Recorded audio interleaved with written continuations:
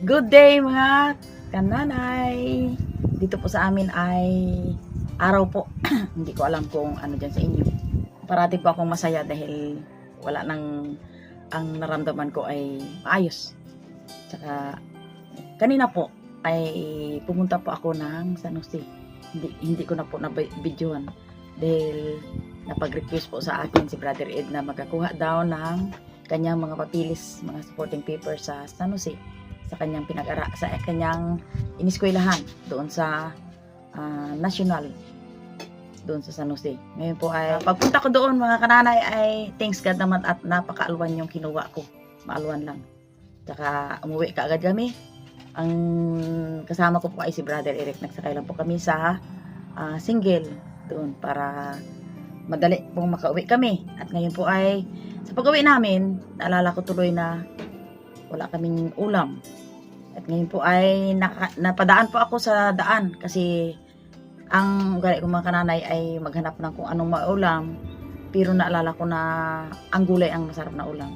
Ito po mga kananay yung nakita ko doon sa daan. Yan sa San Jose. Ito po ang nakita ko po. Ito ay yung parang native na ampalaya. Doon nakita ko. Ay ito naman po ay narinig ko sa kay Jean na paborito ng mga anak niya. Ayun po. Hindi ko alam kung anong lutuin niya nito. At saka sa totoo ng mga kananay, mayroon pa akong fruits na nakita doon. Yun. Kasi ito mga kananay sa totoo lang. Hanggang naging tao ako at ngayong matanda na hindi pa ako nakaranas, hindi pa ako nakatikim ng ganito. Ito po pala ang tawag sa kanila ay honeydew. Honeydew pala doon. Hindi ko alam. Hindi pa ako nakatikim nito. Kaya mamaya ito ang panghimagas namin para matikman ko kung anong lasa. Ayan. At ngayon po ay pagdating ko dito, sabi ni Jean ay, ito pala daw ay lulutuin namin na gataan. Si Jean ang magaluto. Nais ko munang i-shoutout kasi malimutan ko na naman. I-shoutout ko yung aking best friend, yung aking kaibigan ng una pang panahon since yung unang vlog namin since 2020-21. Ang una pong bigay sa akin ng kanyang blessings, ng kanyang pagmamahal sa akin ay shoutout po kay Ma'am Lorena Waluhan.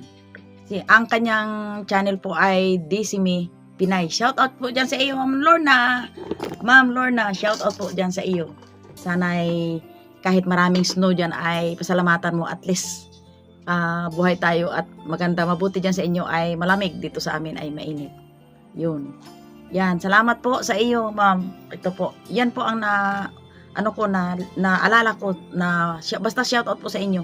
At lahat po na na nagtatanong sa akin kung saan po yung asawa na po ni Ambet ay anong masasabi mo, Deng?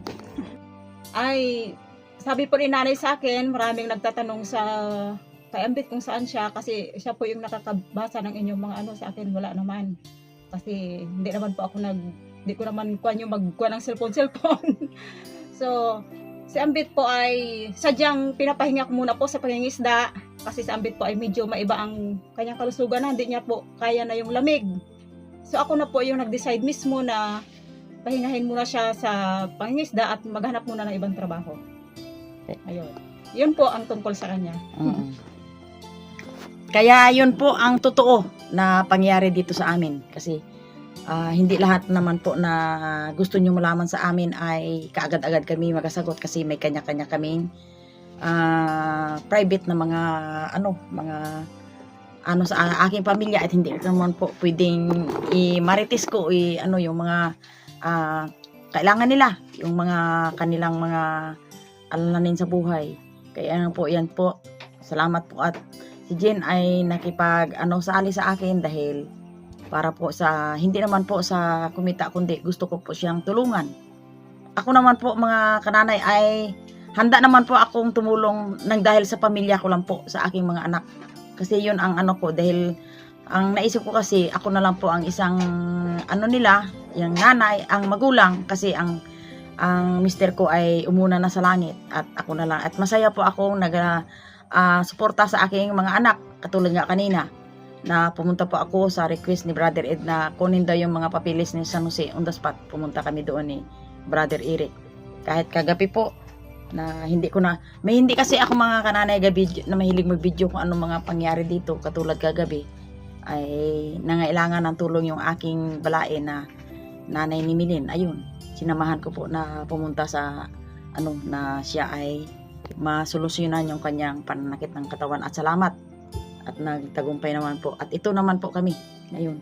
Kaya yung mga nagtatanong na kung paano saan ang anak, ang asawa ni Jen, ay hindi basta-basta po sali kasi sa amin, ay kasi itong content ko po mga kananay ay para lang sa channel ko kung paano mapasaya yung mga anak ko, paano kayo mapasaya at masuportahan yung mga pangailangan ng anak ko. At saka ngayon din, kahit kayo mga viewers ko ay yun lang, mapasaya kayo kung ano man ang mga trabaho ni kananay, basta't masaya lang po tayo, walang problema.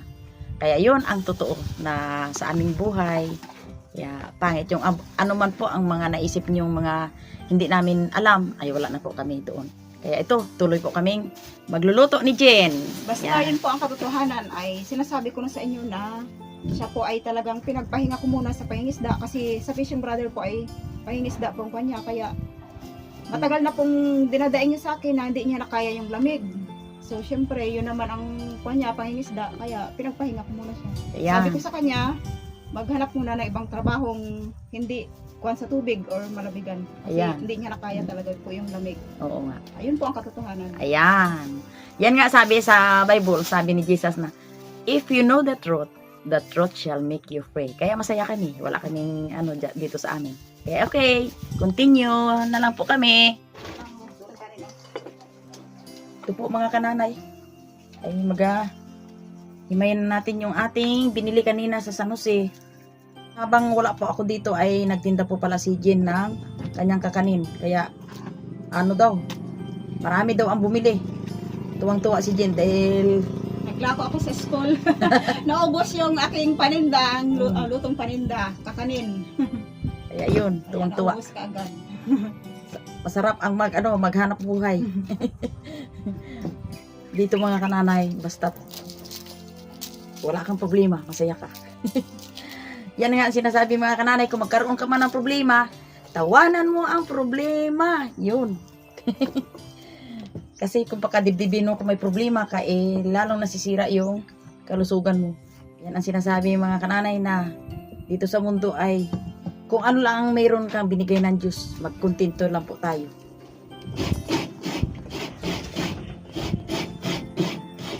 Ayan po si Angel.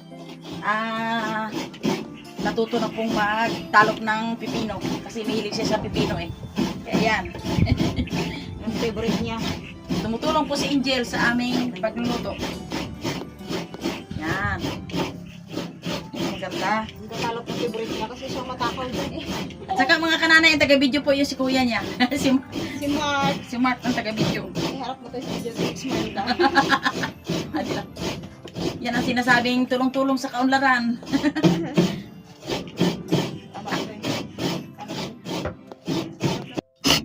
Ayan po mga kananay, mahilig kami sa niyog. Ang gawi para ni Jen yung sa ampalaya manitib ay anin daw na gataan. Masarap daw yan. Ayan, magpapakulo muna ako ng unang gata.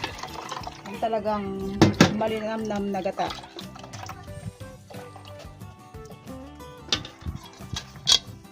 Pakuluin ko muna siya. Na yung ating gata. Lagyan ko ng bawang at sibuyas. At yung ating ampalaya. Kailangan ay half cook lang yung ating ampalaya. Konti lang yung gatang ginawa ko para malinamnam. Yung makrimang gata lang siya. Yan. Pakuluin na natin ng saglit. Yung parang half cook lang. Tsaka okay na. Anuin. Ayan, timplahin ko siya ng asin. Saka, lalagyan ko siya ng siling haba. Hindi naman siya sobrang anghang, kaya, ayan, dinami ko na. Hindi naman maanghang yung sili. Opo. Ay, talagang may tagasagot pa talaga. Tsaka, syempre, paminta. Ayan. Okay na.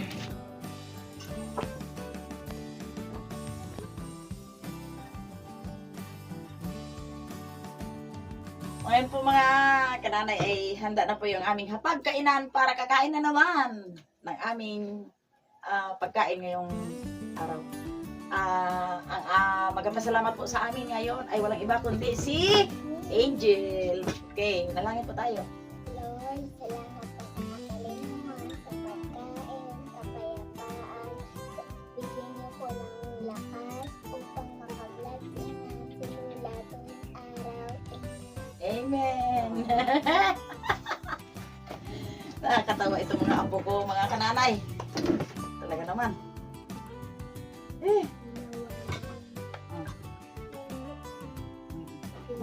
Unahin mo yan? Ako nakadalawang perfect na. Okay. Dalawa lang. Ito ang kay Mark. Salamat. Ay po, aking Mimilos. Saan ang aking? Ito yan ang iyo. Muna nila yung panghimagas. Kasi mga kananay, bago sa kanila yan eh. Hindi na kayo balik na ito? Ay, hindi. Hindi ko tsarahin mo pala.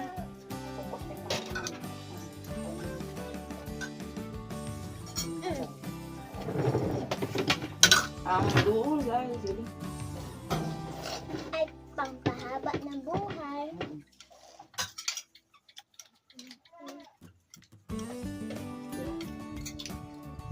Kaya, talaga umala sa Diyos at parang Bakit? uhulog. Hindi, wow. Hindi ka marunong kasi mag-ano eh. Bakit? Mga kananay, itong aming pais ni Jean. Ang tawag niya pinais. Na, anong isda ito din? Tamban.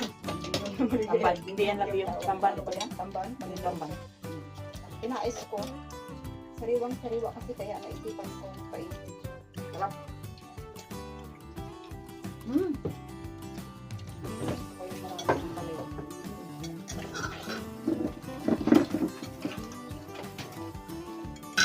Kain na kayo. Inuna pa lang yung pangumagos eh. Nasa bag ko. Mamaya na. Buti mo na. Gusto mo na bago mag-start. Mm. Ang gusto Hindi ka mapait eh. Sabihan mo rin.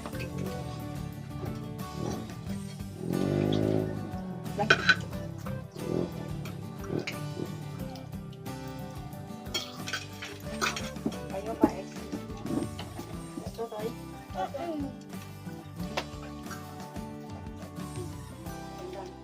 Ang dagdag na kapag naubos na ang nasa tatong nilagay ko.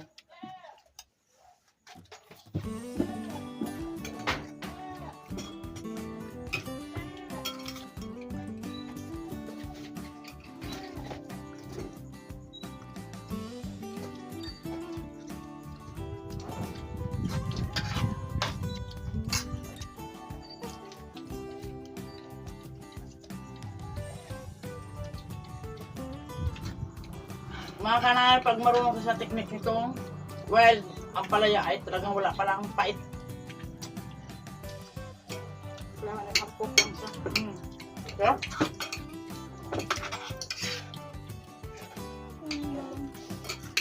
ang sarap ng salad. saan?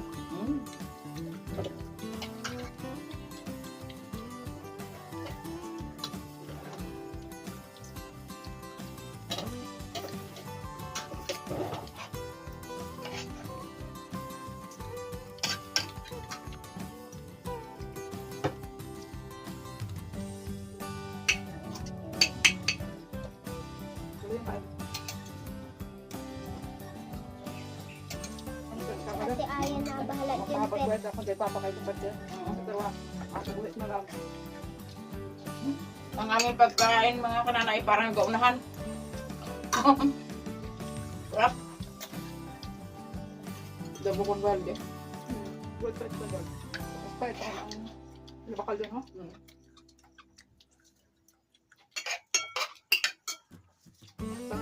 pala na alas na guys. Pang pulong doon sa address ko pala. Mga kananay, talagang hindi mapigilan ang pagkain namin sa sarap ng mga ulam. Kaya dito na po nagtatapos sa aming pag-video, pagkain. Salamat po sa inyo mga panonood. Maraming salamat po sa Salamat. inyo.